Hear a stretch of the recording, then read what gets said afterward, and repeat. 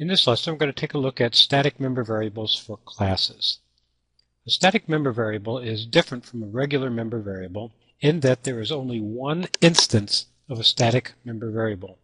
Just one instance. Now with regular variables in classes, every time you declare an object of that class type, then you create an instance of each one of the member variables. So for example, in our fraction class, every time we create a fraction, we're creating two integers, 8 bytes for each fraction object, 4 for the numerator, 4 for the denominator.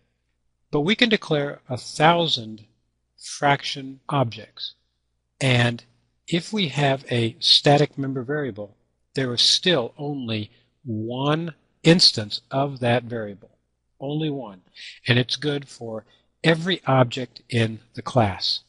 So I'm going to demonstrate this concept with a rather contrived example.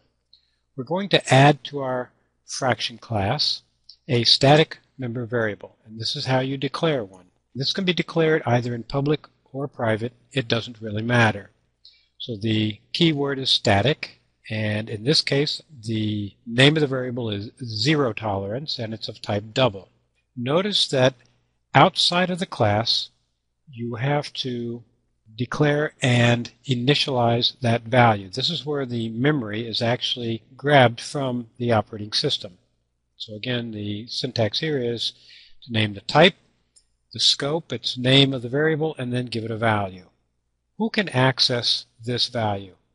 Any object of the class can access it, but I think it's most appropriate for the class itself to access it. And what is this particular example good for?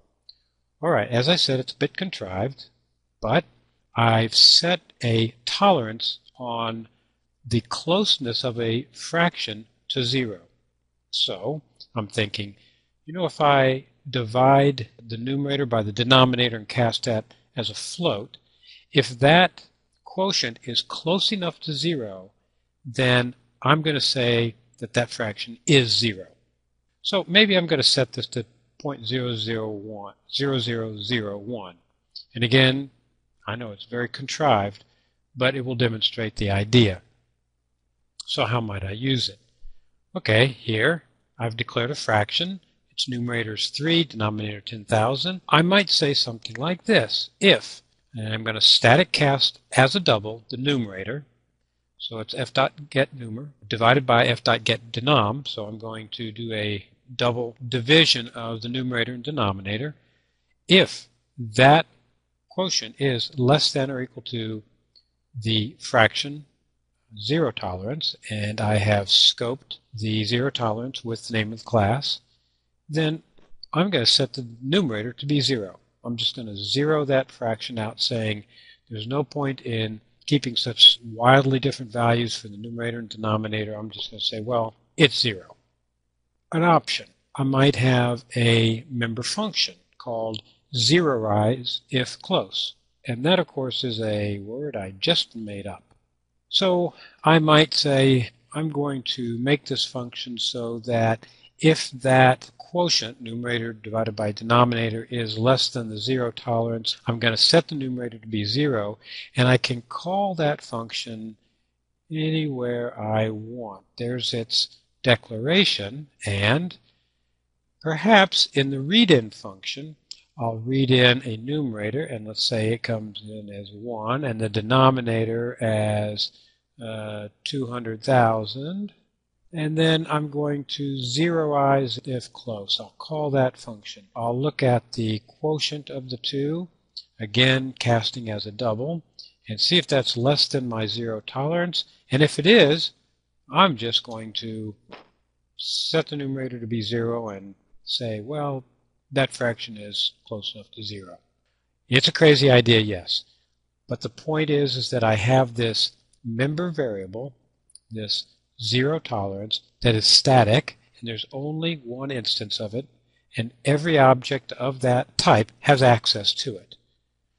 So again, I could have 1,000 fractions, but there's only one instance of that static member variable. You can also create static functions.